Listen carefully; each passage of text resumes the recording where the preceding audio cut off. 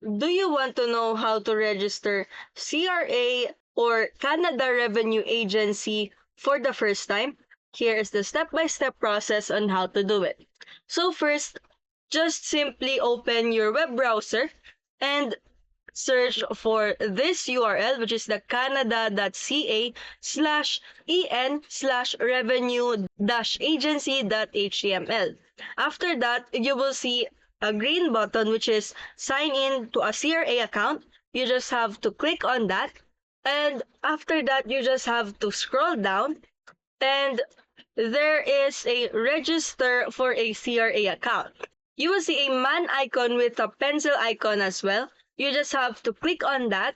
And once you click on the button, you will see sign in options to register with. It's either sign in partner, CRA user ID and password, and the provincial partner, which is the BC and AB. After that, you will be needing to verify your identity and submit a photo of yourself and your ID document as well. After that, you need to wait for your CRA security code within 10 business days. After that, you need to enroll in multi-factor authentication or MFA by Authenticator app, phone, or even passcode grid.